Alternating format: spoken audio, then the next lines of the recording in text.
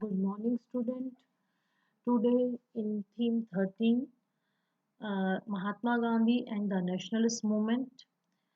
Today we discuss the next topic, effects of the non-cooperation movement and broaden the nationalism in country by the Mahatma Gandhi. Now, first of all, after the non-cooperation movement, in the last video we already discussed about the non-cooperation movement. Now we discuss about the effects of this non-cooperation movement. Here on your screen you see the two type of programs, constructive program and boycott programs.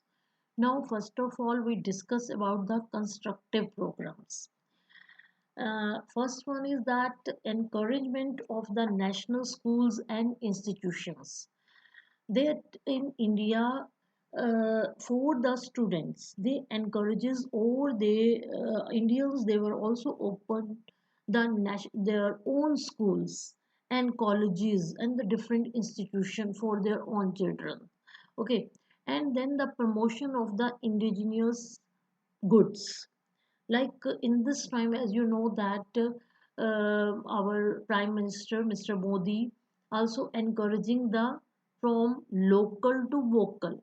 Okay, so same thing on that time the Mahatma Gandhi also encourages the people that you have to use your own Indians goods.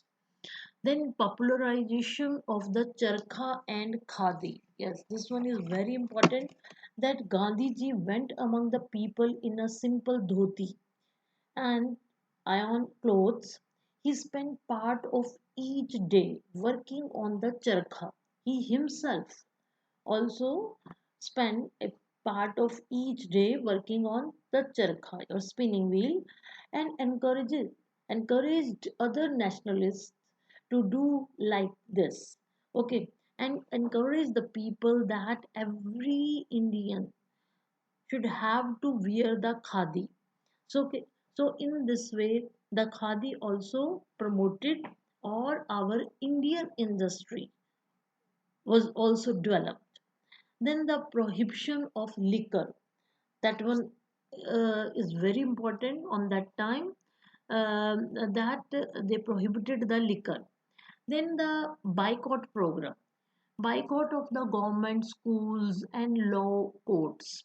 These were the schools of the Britishers. Okay, so that Indians, they were not our Indian teachers or the students, they were boycotted the British schools and government services and the courts. Boycott of the British goods and surrender of honors and titles. They Indians, they were boycotted the British goods. Okay, and they were also surrender of their honors and the titles to the uh, government, British government. Then non-payment of taxes. Maybe the traders, farmers, okay, all the people, they were not paying the taxes. Boycott of the election of the legislature. So they were not participated, Indians were not participated in the election of the legislature. So these were the good and the constructive program. These were the good programs. Okay, that encouraged, that one also good for the Indians. And boycotted the program, that one, all these programs, all these were the effects, that one not the good effect, that one the bad effect on the Britishers. Okay, now next topic is, how did Mahatma Gandhi broaden the nationalism throughout the country? Mahatma Gandhi, Mahatma Gandhi's mass appeal was undoubtedly very genius thing. Okay, that one very genuine thing, that in the context of the Indian politics without precedent, it must also be stressed that His success is broadening the basis of the nationalism was based on careful organizations. So whenever the Mahatma Gandhi appealed to the Indians, Mahatma Gandhi always appealed to a mass, that was called the mass appeal. It means to all the people of the India, not to particular, that to all the people of the India. Then we are talking about the Prajamandal. A new branches of the Congress were set up in various parts of India. A series of Prajamandal, that one called the Prajamandals, okay, that new branches of the Congress known as the Prajamandals were established to promise the nationalist creed in the princely states. Then Gandhiji also encouraged the communication of the nationalist message in the mother tongue rather than in the language of the rulers or the English. So that's why Gandhiji was very successful in broaden the nationalism or spread up the nationalism in throughout the country. Then attach the different groups. In the different ways, the nationalism was taken to the farthest corners of the country and embedded of the social groups. On that, and different social groups previously untouched by it. So these different groups on that time attached with the Gandhiji. Okay, before that one untouched, but Gandhiji also touched each and every social groups of the India. Then the next point is support by the businessman and the industrialist. The support of the Congress were some very prosperous businessmen and industrialists. Indian entrepreneurs were quick to recognize that in the free India, the favors enjoyed by the British competitors would come to an end. Some of these entrepreneurs, such as the G.D. Birla, supported the national movement openly. Others also did it very tactily, and thus among Gandhiji admirers were both poor peasant and the rich industrialist. Although the reason why peasants followed Gandhiji were somewhat different from and perhaps opposed to the reason of the industrialist. So in this time we see that maybe on that time the rich or the big industrialists and the businessman they were also supported the Gandhiji because here they were saw their benefits. Okay, and then openly they were support the Gandhiji. Now attached, next point is last point, attached talented Indians.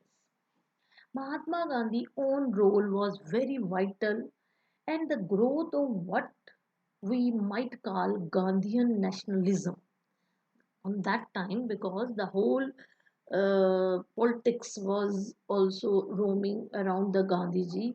So if we are saying that the Gandhian nationalism, that one is not wrong, also depended to a very substantial extent on his followers. Between 1917 to 1922, a group of highly talented Indians attached themselves to Gandhiji. They included Mahadev Desai, Vallabhbhai Patel, J.B. Kriplani, Subhash Chandra Bose, Abul Kalam Azad, Jawaharlal Nehru, Sarojini Naidu, Govind Vallabh Pant, and C. Rajagopalacharya. Okay, so all these talented people they were also joined the Congress and they were attached with the Gandhiji, and these close associates of Gandhiji came from different regions as well as the different religious traditions. In turn, they inspired countless other Indians to join the Congress and work for it. So that one is also the main reason that the people, those who attached with the this national movement or the Congress, they were also belonging to the different regions, different religious So all these things also inspired the other people in the India that to join the Congress and work for the country. Mahatma Gandhi was released from prison in the February 1924, and now the cause of devote his attention to promote of homespun cloth khadi, okay, and abolition of the untouchability. That after the non-cooperation, after the end of the non-cooperation movement, Gandhiji was imprisoned for the 6 years. In the last video I was describe each and everything. Okay, when Gandhiji released from the prison, then Gandhiji start the social activities. Okay, and he encouraged the people that to spun the khadi, okay, and abolition of the these were the some social work, even also economic work. So Gandhiji started. Gandhiji was much a social reformer, as he was a politician. He believed that in order to be worthy of freedom, Indians had to get rid of the social evils such as the child marriage and untouchabilities. On that time, these were the evils in the society which spread up. So Gandhiji wanted to remove all these evils from the society.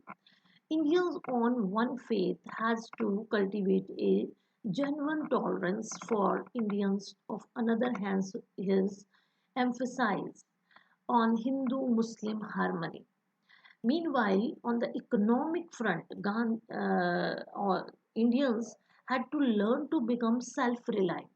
Hence, his stress on the significance of wearing khadi rather than mill-made clothes imported from the overseas or from the Britishers. So, in this way, we see that Gandhiji encouraged or did the social as well as the economic activities for the Indians. Okay, student, thank you. Next topic we will start out in our next video. Thank you.